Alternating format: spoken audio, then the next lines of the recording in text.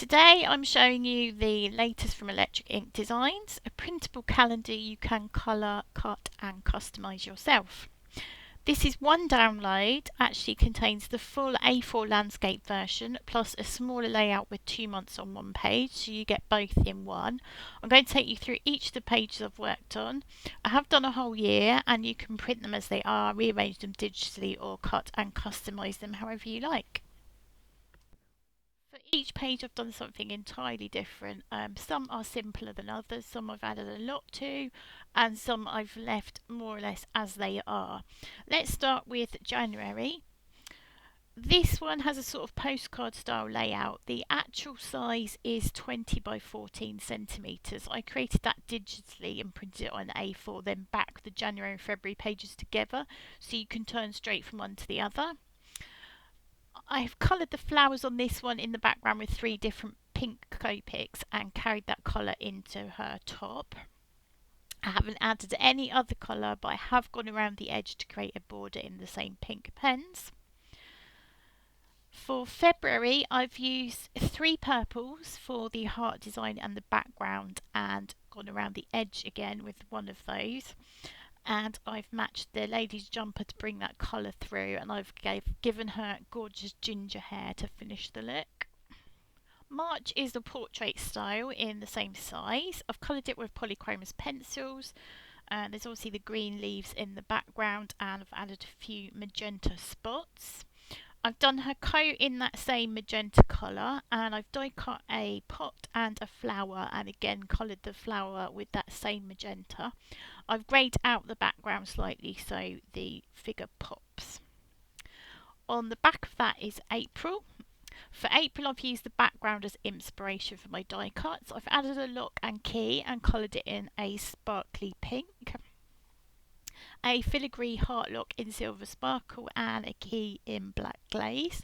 The perfume bottles are a very light pink and I've greyed out the background again so the lady stands out.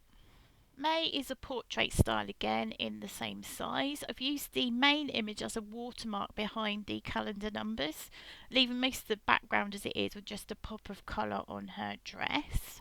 The focal image is coloured with Polychromos pencils and Copics. On the back I've added an enlarged note panel from one of the larger A4 pages.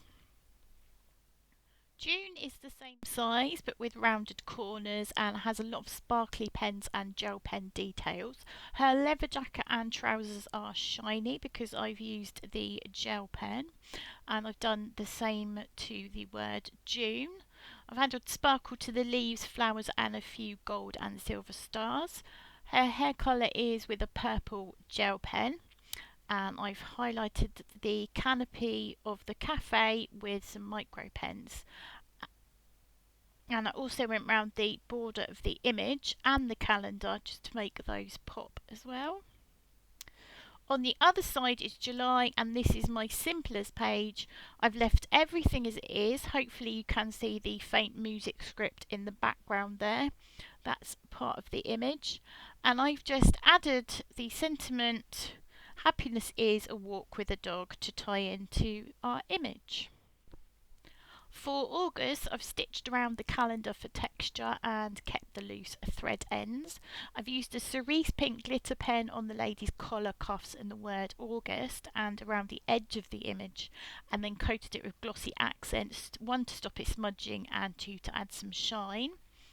On the reverse, I've added a notes panel with an enlarged version of that front image and edged it with some picked raspberry distress oxide.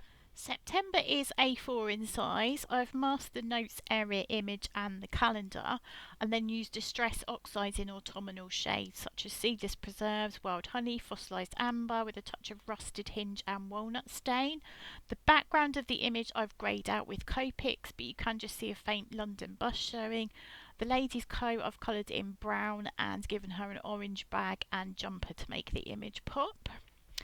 On the other side we have the October layout, so again this is the A4 landscape. I've left the spotty background as it is. I've coloured the lady with Copics and greyed out the background for contrast. That's just done with pencil. I've highlighted the word October and notes with a silver pen and a pop of orange.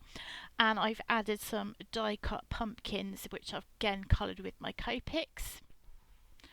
For November, I've die cut autumn leaves and coloured them with the same autumn distress oxides. I did mask the calendar area, the notes area and the image before distressing the background in rustic wilderness and bundled sage.